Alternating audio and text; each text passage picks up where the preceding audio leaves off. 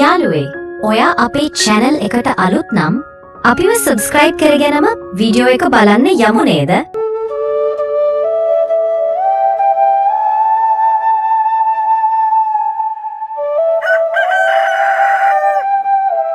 ඔන්න ඉස්සර කාලේ එක ගමක සිමියෝන් කියලා කෙනෙක් ජීවත් වුණා. පරම්පරාවෙන් සිමියෝන්ට රබර් වතු, පොල් වතු, විශාල කුඹුරු යායක් වගේම පැරණි වලව්වකුත් උරුම වෙලා තිබුණා. මේ නිසා සිමියෝන්ට කිසිම අදහිදකමක් නම් තිබුණේ නෑ. හැබැයි සිමියෝන් ටිකක් මෝඩයි.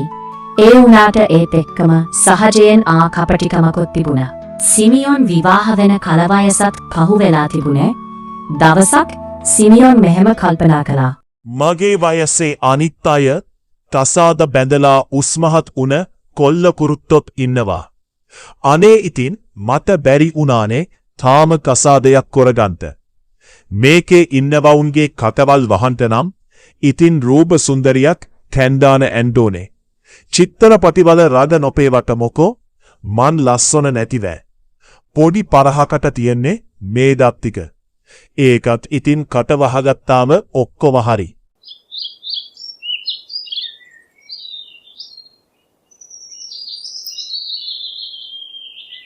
එහෙම හිතපු සිමියෝන් ගමේ කපුන් නැහේ මුණ ගැහෙන්න ගියා.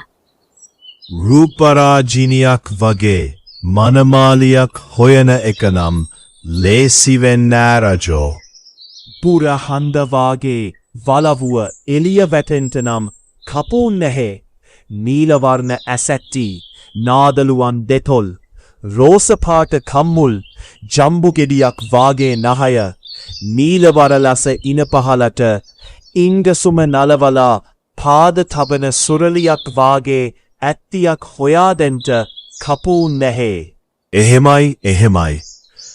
අපි හොයමු සිමියොන් උන්නැහේ. කුසරජ්ජුරුවොයි අභාවතී කුමාරියේ එකතු වුණානම් ඔහේට මේවාගේ ඇතියක් ජෝඩු කොරන්ට බැරුවයි. මට සතියක් කල් දෙන්ටකෝ. ඔන්න ඉතින් සිමියෝන් කාරණාව කතාබහ කරගෙන ආපහු වලව්වට ආවා. එයා මේ වෙලාවේ කොහේ හරි ඇති. මට ඒ අත්තිව මැරිලා පේනවා වාගේ. මනයාට ආදරේට කියනවා සුදු අම්මියා කියලා. එයාමට තේ හදලා දෙයි, කටතරහට කෑම උයලා දෙයි, පූස් පැටියෙක් වාගේ මාගාව දැවටි ඉන්දිවි.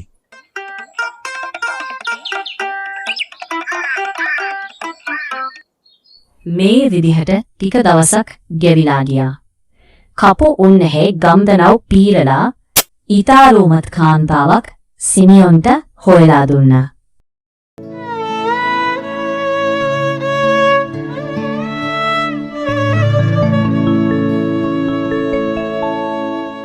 සිමියොන්ගේ බිරිඳා උනේ කතිරිනා. මට බය හිතෙනවා අපේ මහත්තයා මන් දිහා ඔහොම බලන විට. මගේ රත්තරනේ අහලා නැද්ද? ලස්සන දෙයක් පේන්නේ තවත් ලස්සන ඇස් දෙකකට කියලා. අනේ අපේ මහත්තයාගේ කෝලන් කතා. අනේ මගේ මැනික කොයිතරම් ලස්සනද? මන් හිතුවාට වඩා ලස්සනයි. මේ ලස්සන දකින්ට ඕන මන් විතරයි.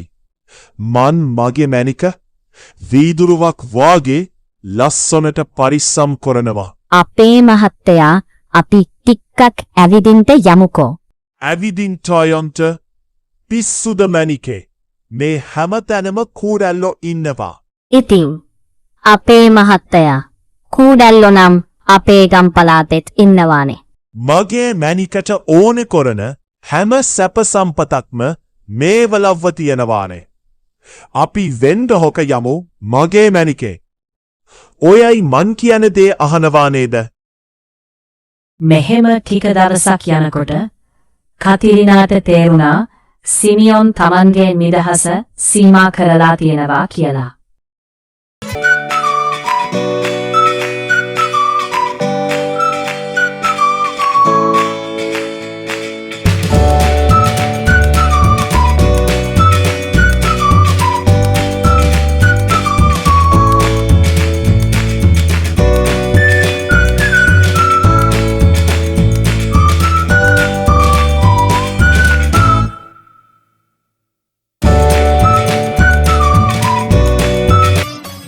ඒ විතරක් නෙවෙයි.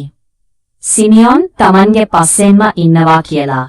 කතිරිනාට මේක මහා හිසරදයක් වුණා.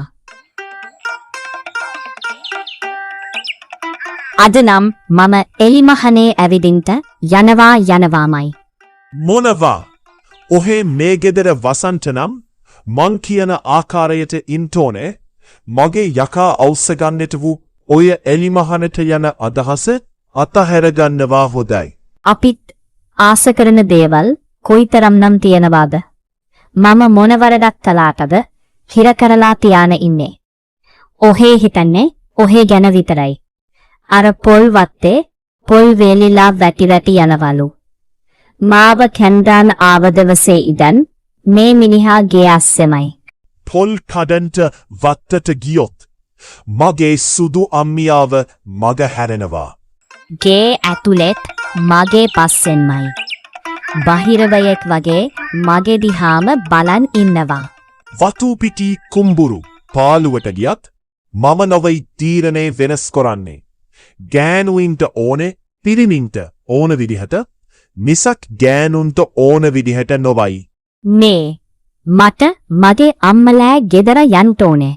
මගේ අම්මයි අප්පොච්චයි බලලා එන්ට. මේ මගෙත් එක්ක ඇත්තර වෙන්න එන්ට එපා හරිදා? අම්මට ඕන නම් දෝනියන්දා බලන්ට එන්නට.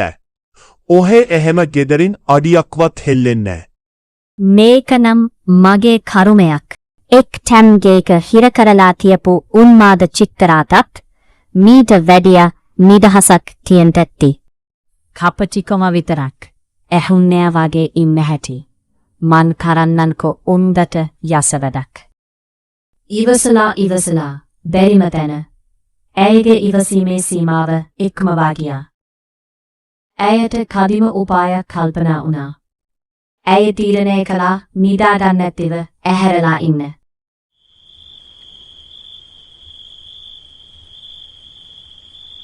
මේ මෝඩ ගහට උත්තර දෙන්ට වෙන විදිහක් නෑ. ගෑනියෙක්ගේ සිතුවිලි තේරුම් ගන්ට බැරි මෝඩ මිනිහෙක්. මේ යෝදී මේ මහරෑ ඇහැරගෙන මොනවා කොරනවද මන්දා? මට නිදිත් මතයි. මාත් මේ පුටුවට වෙන මෙහෙම්මම ඉන්නවා.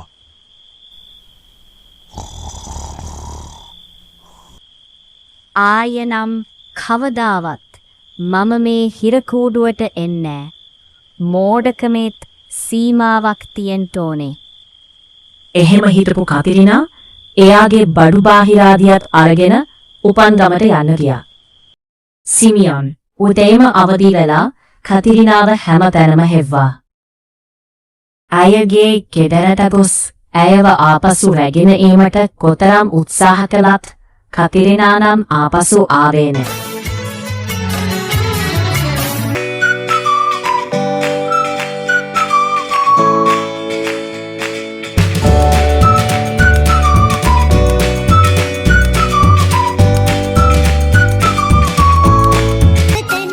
හොඳ නම් ලයික් එකක් දාලා ඔයාගේ අදහස් කමෙන්ට් එකකින් අපිට ලියන්න.